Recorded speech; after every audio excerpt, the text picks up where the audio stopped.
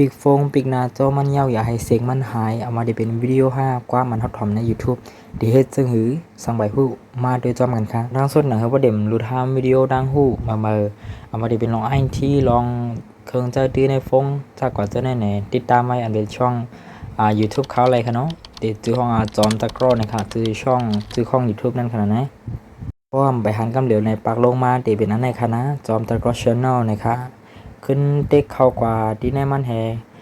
ติดตามปันซึ่งในก็แล้วนั้นก็เพราะด้วยวิดีโอในไว้ในติดตามฝ่ายได้วิดีโอในก็เลยขนาดติดตามไว้ฝ่ายอังกฤษติดตามในฝ่ายอังกฤษว่า subscribe เพราะภายไทยก็ติดตามในค่ะเนาะวันดังสุดในได้ก็เขาได้เข้าใน Play Store เดียนเขาต้องโหลดแอปซึ่งในคณะย่อก็ในเตรียมวิธีเตรียมหาค่ะตั้งใจในคณะที่เป็นอันแน่ก็ขึ้นเมเต็กเตรียมหาย่อก็ในขึ้นเมเต็กตั้งหรือมันคณะ Adventures App and Games ในค่ะตั้งหรือในปอดเต็กเนี่ยมันดีให้เขาเตรียมเสียนั้นซื้อแอปเปิดจะเนี่ยย่อขึ้นเตรียมหาว่า PURE ในคณะ TUPPER ในคณะ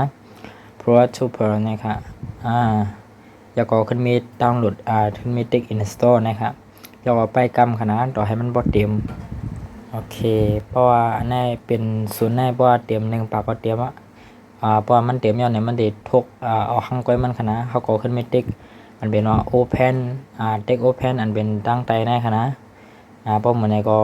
เส้นได้ก็ติ๊กข้ามกว่าค่ะเนาะแล้วก็ขึ้นมาติ๊ก Start อันเป็นตั้งใจในค่ะก็ขึ้นบ่เป็นส่วนไหนติ๊กอาม่าไปเถอะเนาะเด็กแปดยอกก่อนเนี่ยมันเหมือนซึ่งใน YouTube ไงคะนะเพราะเฮากล้องอันเป็นจิมเฮาในยาวในแค่นเหมือนซึ่งเฮาติดตามอย่างก็ยาวมันเด็เหมือนใน YouTube อ่ะเนาะผมจำมาในคณะเดทอมอันไหนยอกก็ขึ้นมีออกกันในอันเป็นที่ใน YouTube อันเป็นที่ในแอปในมันก็ติ๊กมอเสียงมันค่ะเนาะยอกก็ปิกฟงเฮากับมันติ๊กมอเสียงคัดไทยไว้เลยเนี่ยมันเด่มจังปิกนะบ่ปิกก็มันเด่มไทยซะไหนค่ะ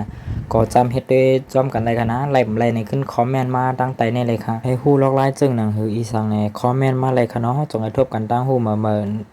ในวิดีโอโหน้าค่ะมื้อสุงค่ะ